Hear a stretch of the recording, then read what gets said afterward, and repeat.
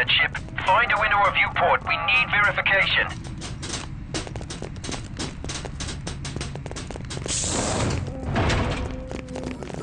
We've got a visual on a landing pad. Positive ID on General Grievous. Alright. Bad Batch Season 2. This was a confusing season, because on one hand, it had some of the best episodes of Star Wars animation, and on the other hand, you had filler. And I don't like using the word filler, like, just like, oh, the whole show's filler or anything like that. But I can clearly see that this show is, I don't know what to say, because I do like the Bad Batch. I think the team and the type of interactions and, how they work together well is nice. But I don't know if it's just like the fact that the story doesn't go anywhere that much, or the fact that we don't really get to focus on I don't know what to say, but it's weird because the story feels rushed while it's not at all, I guess you could say. I mean, the animation looks great. It's Star Wars, it's Clone Wars. They perfected their animation. That's great. I think some of the action sometimes is pretty cool. I just don't know what to say.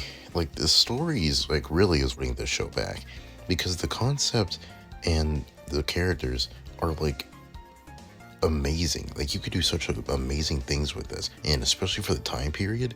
And that's the thing, that they do it, but they don't do it to the point to where I'm loving it, because it's weird to say, but this show is amazing whenever the Bad Batch isn't in it. And that's sad to say, because the episodes with Crosshair, they're damn near some of the most amazing episodes, and actually it's one of the most amazing pieces of Star Wars, in my opinion. Just episodes like the Outpost alone represent how amazing Dave Filoni and their team can do Star Wars. And that's the problem, is that we have amazing episodes with Crosshair, but we're held back with the Bad Batch and their side quest missions and all that stuff.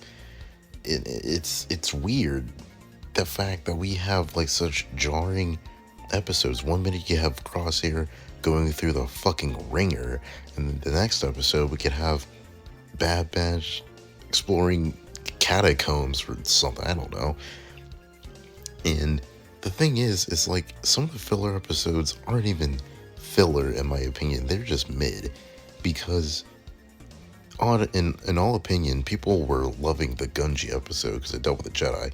That is technically a filler episode, and everyone was hating on the riot race, even though, in my opinion, it develops its character, not a lot, but enough to say that we could tell where this is going, especially at the end. But I feel with shows nowadays, you really can't do filler, especially because you have fewer episodes and fewer time to do this. Clone Wars and Rebels were known to have filler. We all know that they had filler episodes.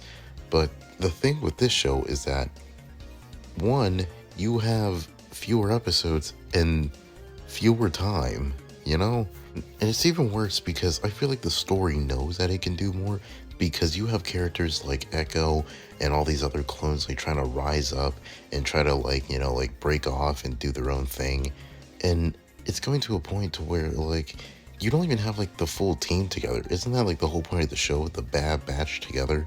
Because it's cool with Crosshair being on his own, because we get to see how he dealt with the rise of the Empire and his family being split apart. But whenever you have Echo basically going bro, what are we doing? Then that's a problem. Which, by the way, I just want to say, that episode where he leaves, bro, Palpatine had me so scared. I am not going to lie to you. It's cool seeing Palpatine as a Sith Lord and all that stuff. Bro, Palpatine, when he's just manipulating someone, or just on the Senate, is just so scary, in my opinion. I actually got scared whenever I saw him appear, because I didn't know he was, and he just came out of nowhere. That's what I love.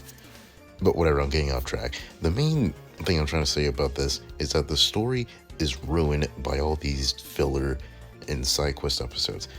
And also with just like the writing in general, with like where it's going, because the finale on its own, that's perfect. I love that.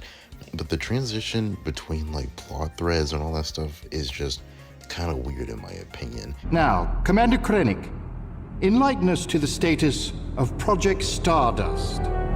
Yes, Governor Tarkin.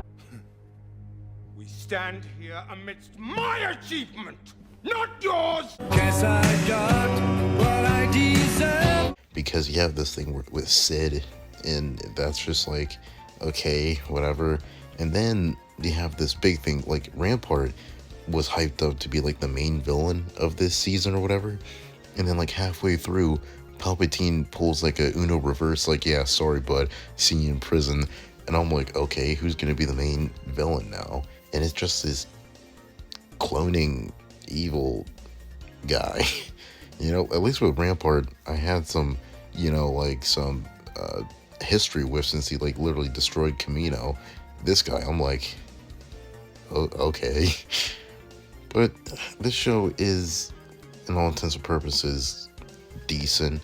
I mean, I was emotionally invested whenever Tech died. I don't know if he really died. I mean, like with Star Wars, you can never really be sure. But I don't know. I want to give this, like, I don't know how I feel about this show. I don't know if I love it or just think it's okay, because I could see it has potential, but it's just stuck in this pit of mediocrity. But I don't know. I'm gonna give this season like a 4. Yeah, it's a 4 out of 10. Actually, you know what? 5. Crosshair saved it. Great job, Crosshair. You did it again. Feelings. Look, mate, professionals have standards. Be polite. Be efficient.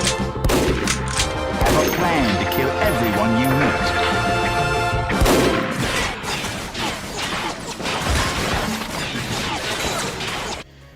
Alright, don't forget to comment, like, and subscribe, and to follow me on Twitter, Instagram, and Twitch.